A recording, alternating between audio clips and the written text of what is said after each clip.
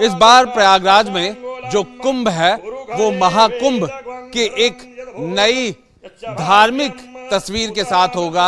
एक ऐसी तस्वीर होगी जो देश के सनातन को कहीं ना कहीं प्रतीक होगी। और ऐसे में हम आपको लेकर के आ गए हैं गौरीगंज। यहां पर मौनी महाराज ने रुद्राक्ष का ऐसा महासंगम किया है जो अगर हम कहें कि देश नहीं पूरी पृथ्वी पर इस वक्त इतना रुद्राक्ष कहीं नहीं दिखेगा। और ये सब तैयारी हो रही है महाकुंभ की, जहां पर ये रुद्राक्ष और साथ में 12 जो शिवलिंग है जो यहां पर हमारे अलग अलग जगहों पर हमारे शंकर भगवान की शक्तिपीठ हैं, उन सब का यहां बनाया गया है। और उनको लेकर के अगर हम आंकड़ों की बात करें तो हम दंग रह जाएंगे, चकित रह जाएंगे, क्योंकि अगर हम पिछले कुंभ का यहां पर देखें तो लगभग 22 से 26 करोड़ के करीब भक्त और श्रद्धालु आए थे।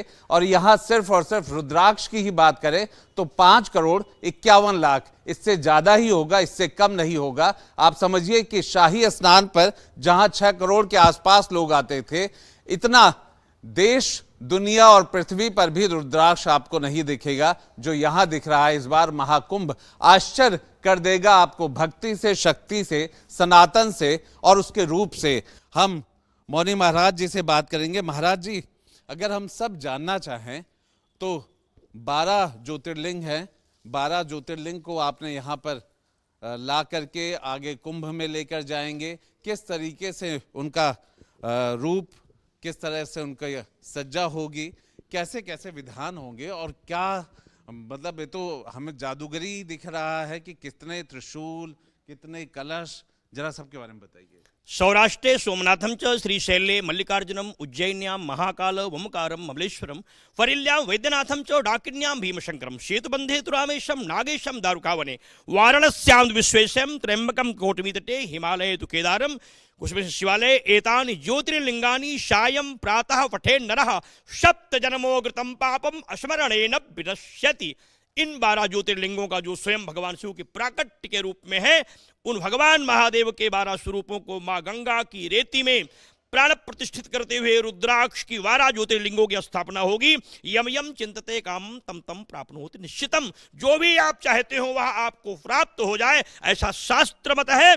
उसी दृष्टि से क्योंकि रुद्राक्ष ज्योतिर्लिंग सभी ज्योतिर्लिंगों में अति श्रेष्ठ है, इसका सतयुग, त्रेता और द्वापर में ही इस महापूजा का संकल्प देवताओं द्वारा, मुनियों द्वारा, ऋषियों द्वारा लिया गया था। कलयुग में ऐसी विधि अब तक देखने को नहीं मिली थी। भगवान शिव की कृपा से यह दुर्लभ संकल्प पूर्ण करने का मुझे अवसर प्राप्त हो रहा है। मैं भी अपने जीवन को समर्पित कर पा रहा हूं। इसके लिए बाबा के चरणों में कोट कोट नमन है। सभी स्वस्थ हों, आरोग्य हों, प्रसन्न हों, सर्वे भवन्तु सुखिनः, सर्वे सन्तु निरामयाः, सर्वे भद्राणि पश्यन्तु, मां कश्चित् दुःख भाग भवेत् का संकल्प लेकर के यह अनुष्ठान हो रहा है।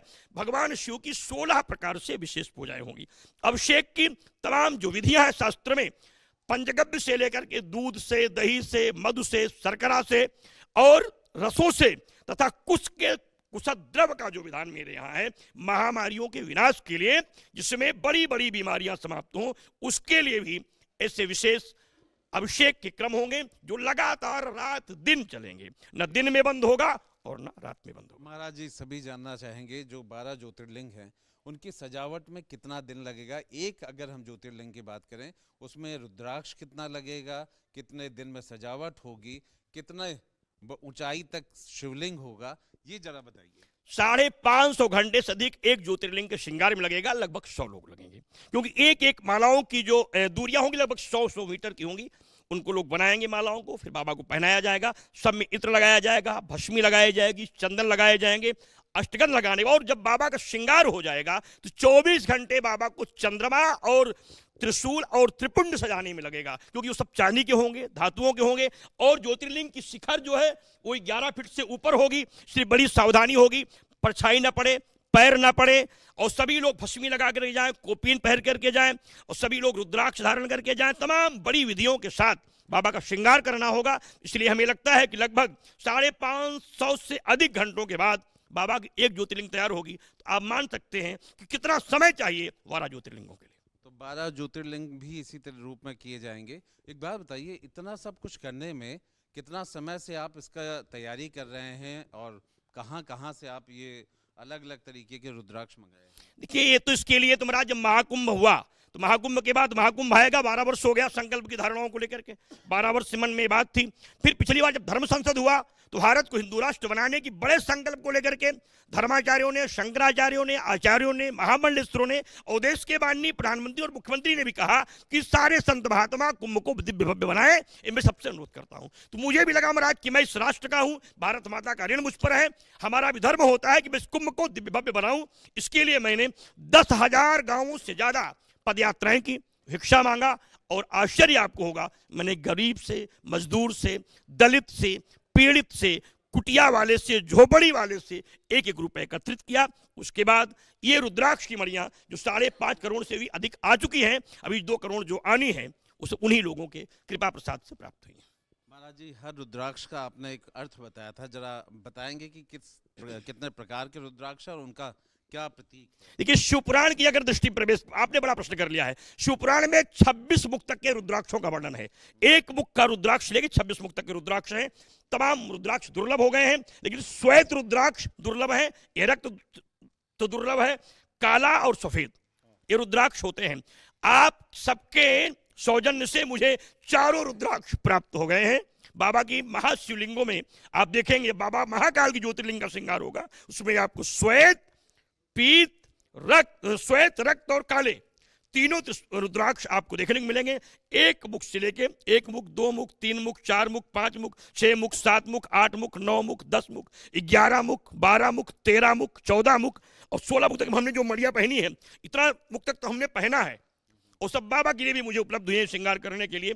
तो निश्चित रूप से बाबा की बड़ी कृपा है और सारे रुद्राक्ष मिल रहे हैं। और जो बाबा के विग्रह वाले त्रिनेत्र वाले जो रुद्राक्ष हैं, 3 मुख वाले, वो सब इस त्रिनेत्र की आकृति में होते हैं, उनका भी दर्शन लोगों को होगा। महाराज जी, त्रिशूल भी भगवान शंकर के साथ तो चलता ही है। त्रिशूलों का रंग और कितने त्रिशूलों को वहां पे रखा जाएगा, जरा उसके बारे में। देखिए, 27 हमारे यहाँ नक्षत्र हैं, इसलिए नक्षत्रों के हिसाब से त्रिशूल की संख्या है 27,100। 27 श्वेत, 27 पीले, 27 काले और 27 लाल त्रिशूलों की स्थापना की, क्योंकि उनकी जो संख्या है वो 11,000 से अधिक होनी चाहिए। उस क्रम में उनकी स्थापना की जा रही है, क्योंकि नक्षत्रों के हिसाब से अगर स्थापना होगी, पूरे देश का कल्याण होगा, पूरे देश का मंगल होगा, राष्ट्र की वृद्धि बनेगी, समृद्धि बनेगी और भारत हिंदू राष्ट्र होगा। सफेद वाला जो है ज्ञान का प्रतीक है। देखिए, सफेद जो त्रिशूल है उसमें माँ भगवती से या श्री स्वयं सुकृतिनां भवने स्वलक्ष्मी पापात्मनां कृतधियां हृदये सुबुद्धि श्रद्धा शतां कुलजन प्रभवस्य लज्जा ताम ताम नतास्मि परिपालय देवी विश्वम। माँ की कृपा, दया, अनुग्रह प्राप्त करने के लिए भारत में बहुत योग्य विद्वान हो, साधक हो और ऐसे ऐसे लोग पैदा हो कि जो भी तक्षशिला जैसी विद्यालय में जो ग्रंथ नष्ट हो गए हैं, उन्हें भी वो वापस लाने की क्षमता प्राप्त करें। इसलिए नष्ट हुई विद्याओं को पुनः प्राप्त करने के लिए भी श्वेत त्रिशूलों की स्थापना हो रही है। फिर आपने लाल का भी बताया था, इसी तरीके का प्रतीक। देखिए, लाल जो त्रिशूल है वो यजुर्वेद की दृष्टि से है। श्रीश्चते लक्ष्मीश्चपदना बहोरात्रै पार्श्वै नक्षत्राणि रूपपस्मिनौ व्याप्तम् इखण्डिखाणाम् ओम महिखाणो सर्वलोकम महिखाणो। यजुर्वेद कहता है कि लक्ष्मी प्राप्त करने के लिए ही भगवती को आवाहन या दृषि भावना जस्य सिद्धिर्भवत्तादृशी, जैसी स्थिति हो वैसा रूप धारण करें। इसलिए भगवती को जो रक्त स्थिति में है, माँ को मैंने आवाहित किया है कि माँ कृपा करें, दया करें, दुख हरें, दारिद्र्य हरें, बत्ती हरें और इस देश से दरिद्रता का विनाश करें और भारत अनंत शक्तिवान हो, अनंत ऐश्वर्यवान हो, सब सुखी हो, सब स्वस्थ हो और सब प्रसन्न हो। पीला रंग भी है और काला भी। देखिए, एक एक प्रश्नों का आप कठिन से था। पीला त्रिशूल जो है, जयंती मंगला काली भद्रकाली कपालिनी दुर्गा क्षमा शिवा धात्री स्वाहा सुधा नमोस्ते, ये रोग हरण के लिए है, व्याधि हरण के लिए है, प्रेत नष्ट के लिए है और बाधाओं से मुक्ति के लिए है, भयंकर से भयंकर रोगों के हरण करने के लिए ये भगवती आदि शक्ति महामाया भगवान शिव की आराधनी शक्ति पीताम्बरा की कृपा से इसका पूजन होगा, इससे आरोग्यता प्राप्त होगी, लोग स्वस्थ भी होंगे और बीमारियों का विनाश होगा। अंततः आपने आतंकवाद का भी देखिए, आतंकवाद मेरे यहाँ इसलिए कि आतंकवाद स्थिति हो गई, राक्षसों ने जन्म ले लिया, तो कहा कि रोगान शेषान पहंच तुष्टा का जो प्रयोग मेरे यहाँ है, रोगान शेषान पहंच तुष्टा रुष्टा दुकामान सकलान अभिष्टान त्वामाश्रितानाम न विपन्नराणाम त्वामाश्रिताम हाश्रयताम प्रयांति। इसलिए रोग भी नष्ट हो और शत्रु भी, सर्वा बाधा प्रशमनम।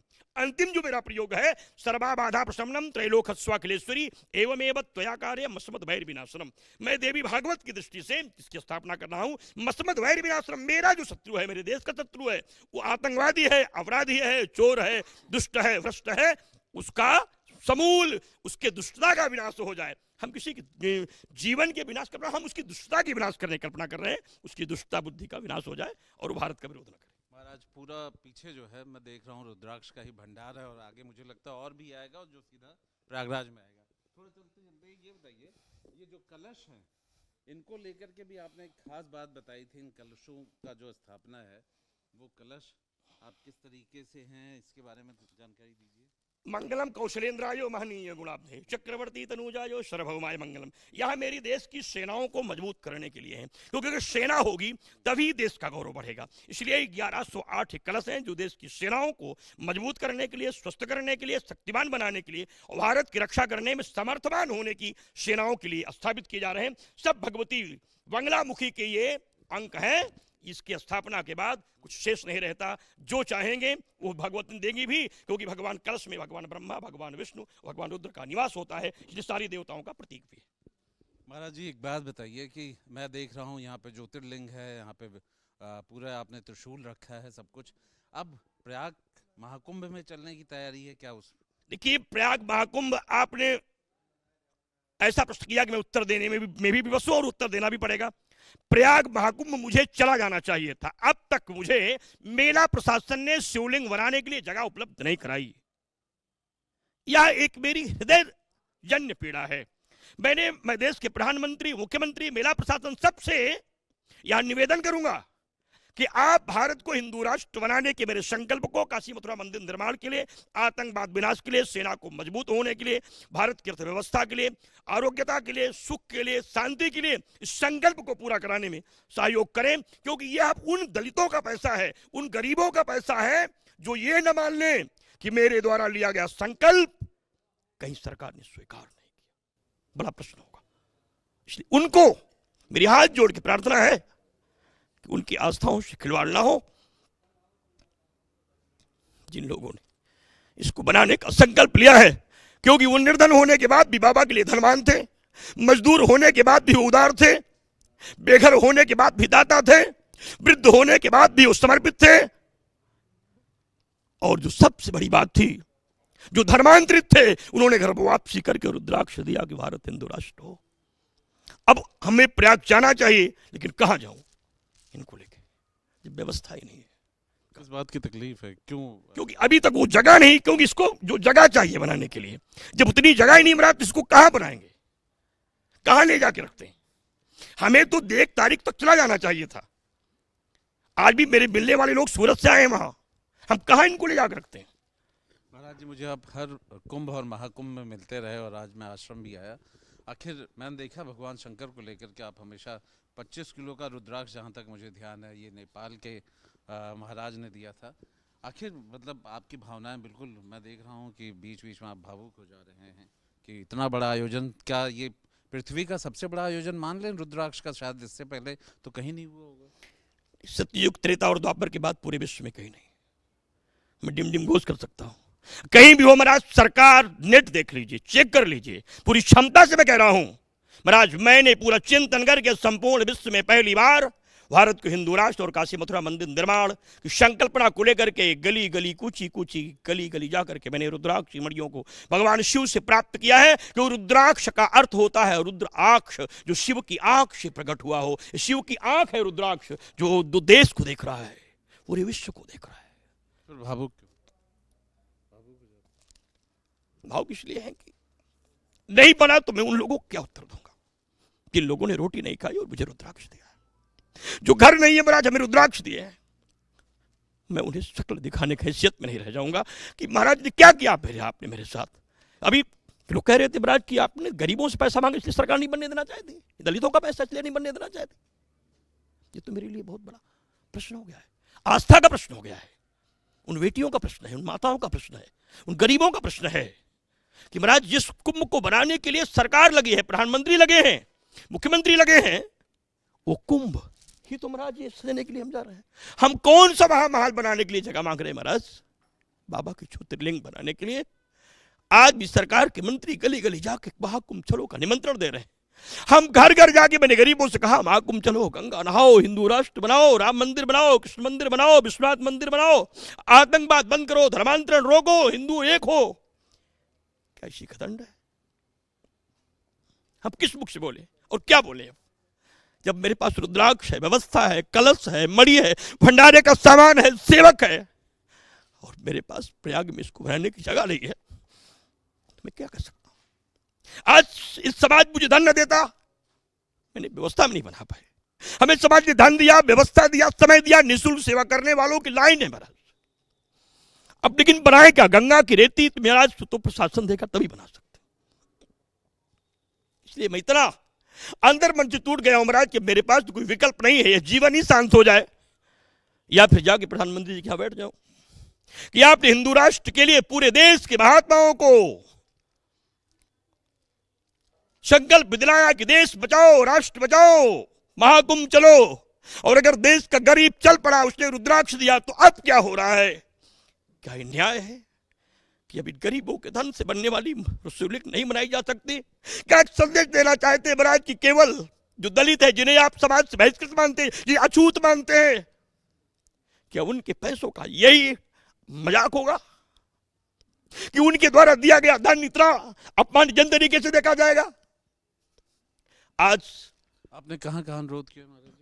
मैं देश के प्रधानमंत्री से लेकर के महाराज मेरा अधिकारी तक मैंने दृष्टि भेज करके मैंने निवेदन किया है महाराज, सबसे निवेदन किया है, देश के लिए, देश के लिए, देश के लिए। मौर्य महाराज जी जो कि परिचय के किसी तरीके के मोहताज नहीं है, क्योंकि हर कुंभ और महाकुंभ में वो पहुंचते हैं, कभी माँ गंगा के लिए, कभी संगम में वो भगवान शंकर का रेत पे ही मूर्ति बनाते हैं, शिवलिंग बनाते हैं, और इस बार 12 ज्योतिर्लिंग, और वो भी रुद्राक्ष से। जिस तरीके का यहाँ पूरा रुद्राक्ष आश्रम में भरा पड़ा है, जिस तरीके का वहाँ प्रयागराज में पहुँचना है, अपने आप में ये कहना जो खुद महाराज जी भी कह रहे हैं कि अपने आप में इस पृथ्वी पर इतना रुद्राक्ष कभी एक साथ इकट्ठा नहीं हुआ होगा, 5,51,00,000 से कहीं ज़्यादा। और ऐसे में एक भव्य दिव्य महाकुंभ के आयोजन में ये निश्चित तौर पे वहाँ आने वाले श्रद्धालुओं के लिए, भक्तों के लिए एक बहुत ही दिव्य दर्शन की तरह है। अब उन्हें सिर्फ इस बात का इंतजार है कि वहाँ का प्रशासन उन्हें जगह और जमीन इतनी दे दे कि वो इन 12 शिवलिंगों को वहाँ पर स्थापित कर पाए। वीडियो जर्नलिस्ट दीपक राणा के साथ Alok Pandey, News Nation, Gauriganj, Amethi. News Nation अब व्हाट्सएप पर। खबरों के ताजा अपडेट के लिए न्यूज नेशन के इस QR कोड को स्कैन करें।